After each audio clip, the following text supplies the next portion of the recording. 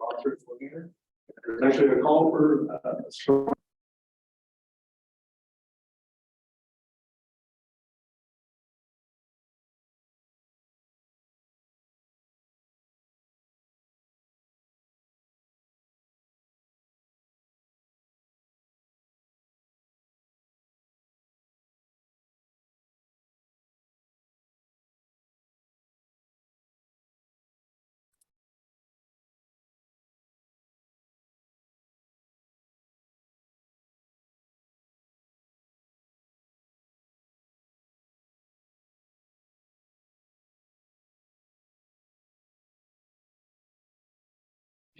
Fantastic results. And so I would just thank you for your hard work and thank you for being prepared for this influx of participation and support that we've experienced. I'm excited to see what the future holds. Thank you. Seeing nothing further, we'll move forward to item number 4 on our agenda, the PTO assessment with the director. So Nick, as we all know, became our director in July of 2022. And when he accepted that position, he really came into a perfect storm of the situation. Like to tell the tale, there were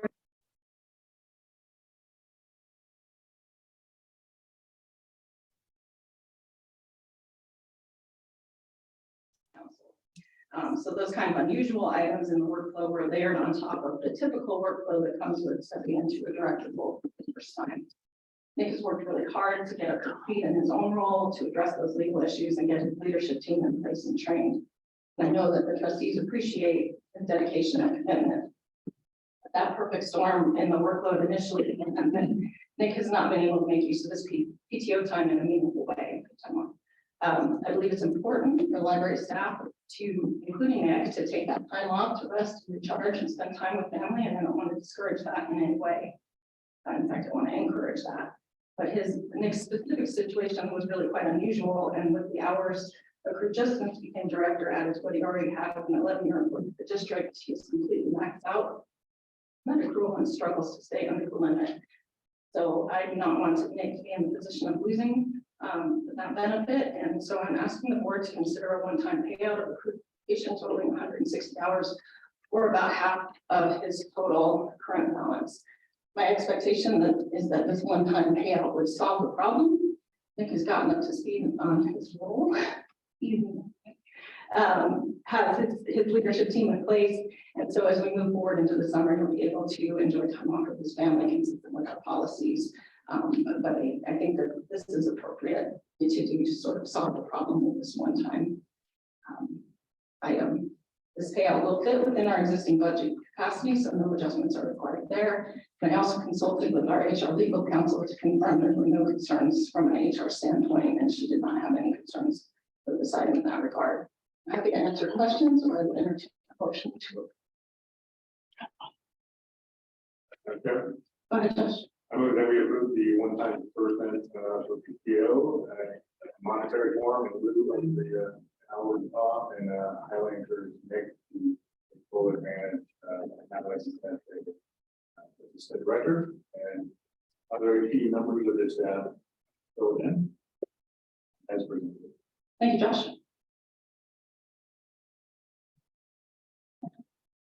Thank you, Destiny. Further comment? All those in favor? Aye. Aye. Opposed? Motion carries. That brings us to item number 5, a presentation from our business liaison librarian.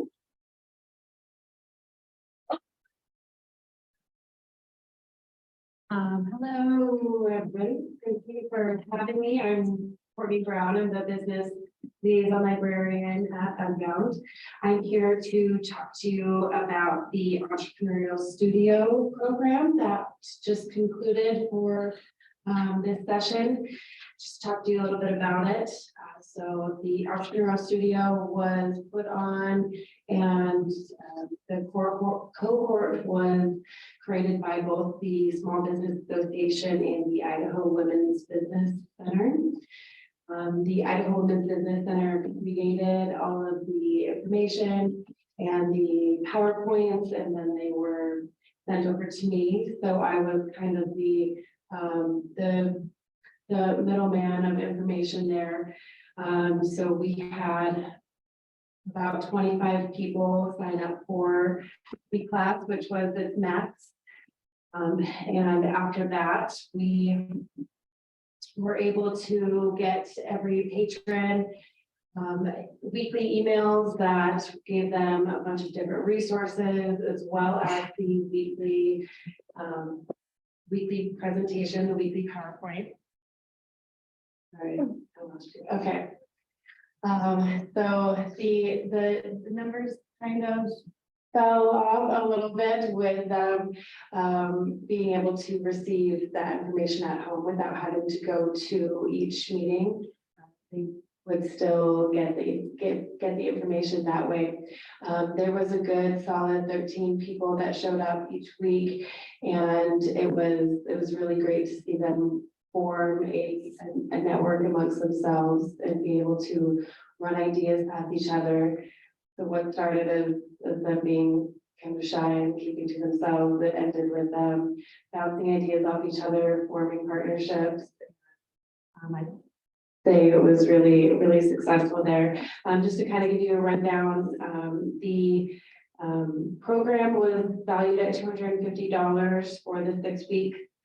Usually people would pay $60 to get into the program.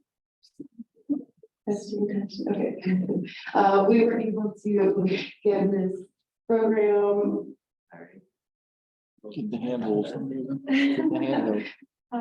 We were able to get the, yeah, there we go. Okay.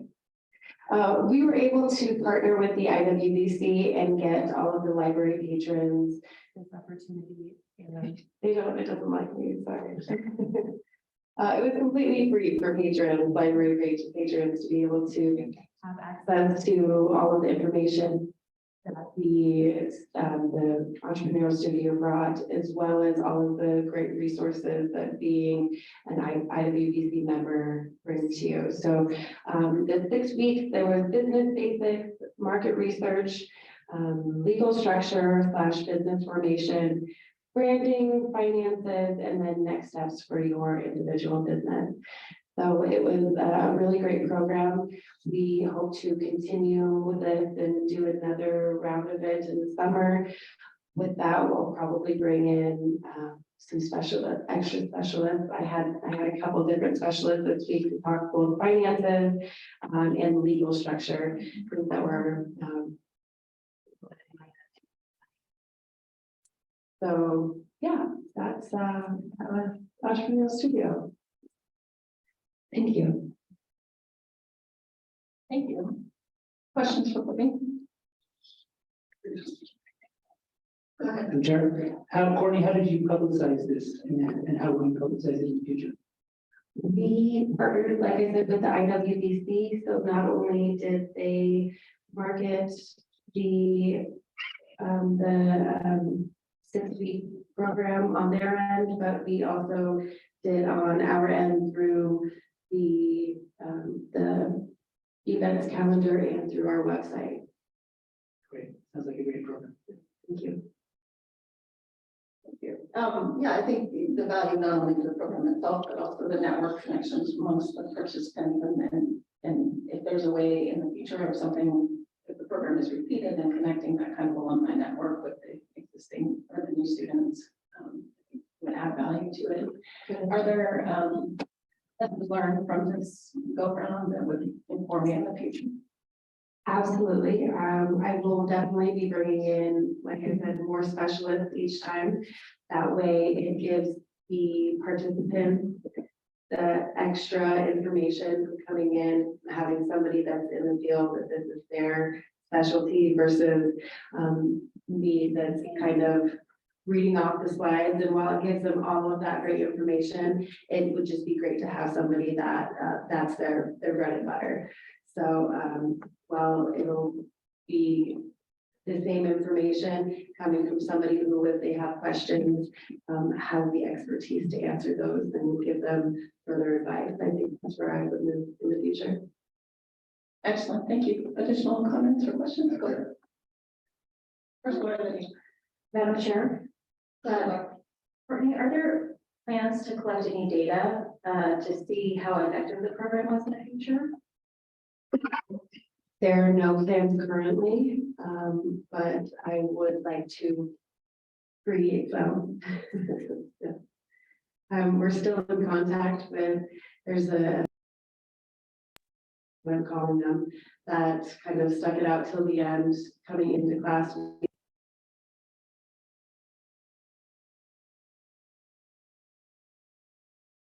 Between all of us, so they can all keep in contact. And then, you know, if they would like to come back or even do a kind of a celebrity appearance and see how it's gone for them, that would be something that we would definitely want to do. Thank you. I'd love to know the metrics of where, you know, these people are at 6 months and 12 months, and then as the program grows, that would be fascinating. Thank you. That's great. Yeah. Go ahead, Josh.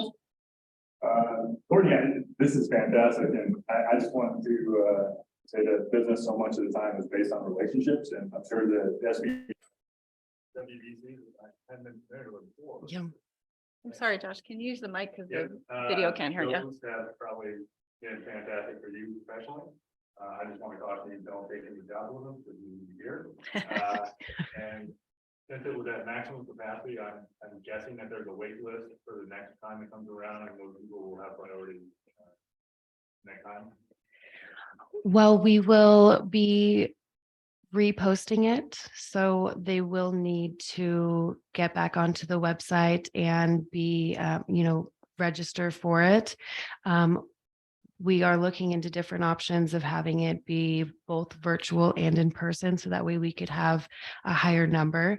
But they will need to go back and register. So I would definitely consider finding or emailing the people that had waitlisted and send them out a nudge. Yeah.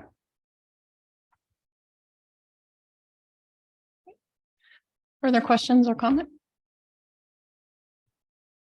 Seeing none, we'll move forward to item number 6 on our agenda, presentation from our District Support Services Manager. Jason, thank you for joining us. I probably should have tested this first before I did this. I'm going to give it a shot here, see if I can do the system preferences here.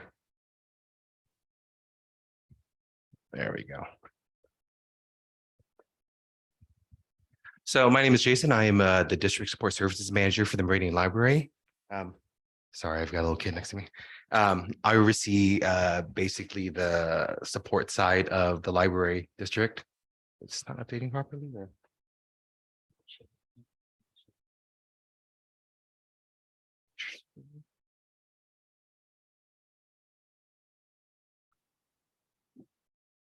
Waiting for it to load.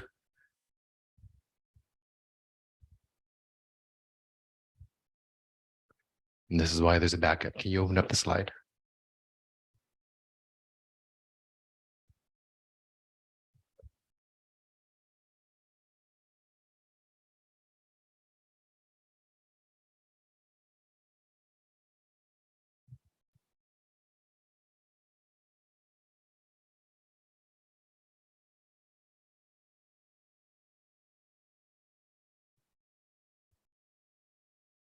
Not working?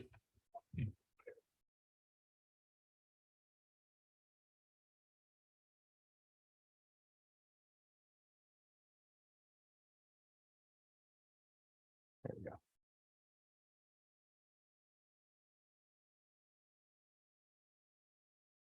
You go to full screen on that one. There we go. So I oversee the operations side of the Meridian Library. So material services, facilities, IT, and digital services. And I also oversee the History Center. I wanted to talk about material services today and our selection process. So if you can move on to that. So just a quick overview of just by the numbers. In fiscal year 22, we had 22,000 items that we purchased for the collection. Can you go back? Ready. He's spilling all the beans. 14,000 items, 14,900 items that were weeded. So we remove items from the collection pretty regularly. Some of the classics we don't ever remove, but we do have a process. If a product has been, a book or material has been sitting on our shelves for more than 3 years, that item gets weeded out of our collection. Obviously exceptions, we have several copies of Bibles and old classics and stuff like that that will never leave our collection. There's always something there for the community to be able to look at. 2022, 1,043,786 total circulation. So folks checking books out either through our physical locations or through home delivery. In terms of digital collection, 35,067 ebooks and audiobooks. I'm personally an audiobook person, so that's what I use. That's the service I use the most. 278,000, I'm sorry, 706 digital downloads. So that is materials people get. So far this year, we've added almost 12,000 items to our collection, 4,600 digital items, and we've circulated 435,000 items so far this year. So the selection process, I know it's one of those things people ask about. There's a lot that informs us on what to accept into our collection.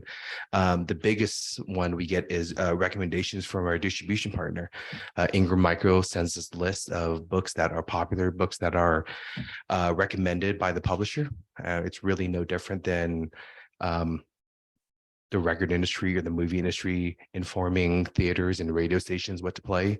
It's just recommendations that are given to us. For the most part, those meet our collection development policy guidelines, so we accept those. We look at peer-reviewed journals, publications. That's the second largest source of where we get our books. The other one is patron recommendations. Last year in fiscal 2022, we've got 1,800 requests for materials. A lot of it's homeschool material. We're a huge source for the homeschool community. So we get those requests. Of those requests, we filled almost 1,200 of those by purchasing the material outright. And then in instances where the material is just no longer available or no longer in publication or hard to get, we fill it through other library sources within the consortium of those 378 of those. The other thing we get is the waiting list hold times. There is a report that one of our collection development librarian generates every couple of weeks, and they look at that report and they see what's really popular. And there's a formula they use, I believe it's 6 to 1. So if for every 6 people holding for one book, we purchase another copy of the book just to make it available. So that helps inform us in times where books that a lot of times really just get missed. We don't see them. I can't remember the name of the book right now, but there are hundreds of people waiting for this book. So it's always interesting. For a period of time, it was an aided community book, that young man who tried to sneak a book into the library and get it published. So that was made available. And at one point, I think there was a 28-year wait on that book. So I hope it's still intact, but best luck to him. Everything we purchase follows our collection development policy guidelines. We're very strict on that. For the most part, there's very little that comes through. One exception, I know there was a book that I've been waiting for by Dr. Robert Malone. He's a pioneer of mRNA technologies. He's never written a book before. And I was surprised to see his book in our collection when I went to research it. That was because the adult collection librarian noticed that there were dozens of people waiting for this book. So they purchased copies that just make it available. So I will be on that list, but I think it's gonna be a couple of months before I can get access to it. So any questions?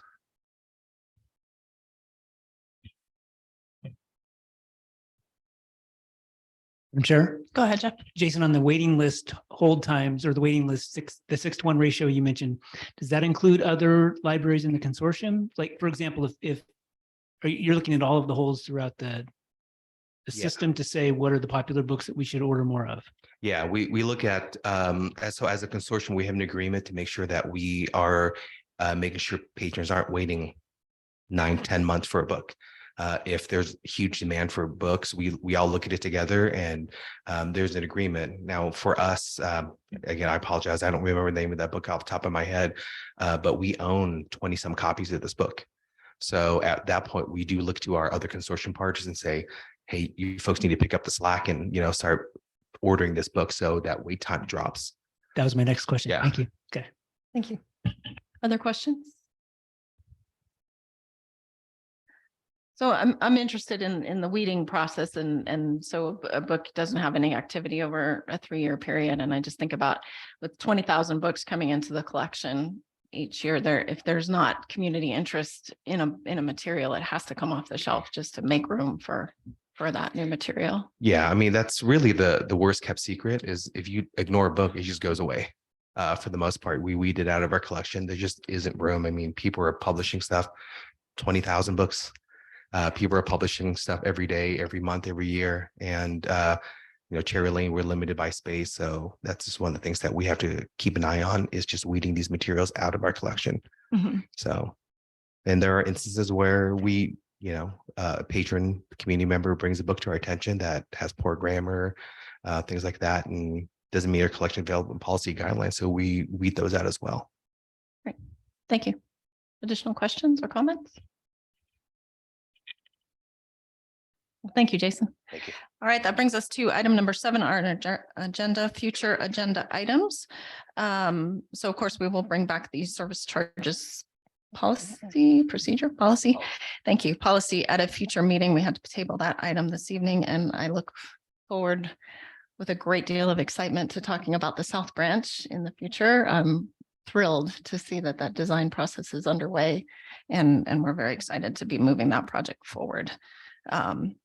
That is one of the projects that we are to build with the levy funds that were approved in 2019.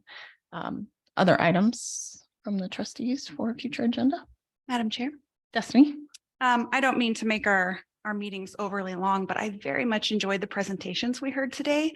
And I would be in favor of hearing something like that regularly during meetings, just so that we can talk about the good work that we're doing and kind of hear what progress has looked like. And just for us newer trustees also, I think it helps to familiarize us with what's going on.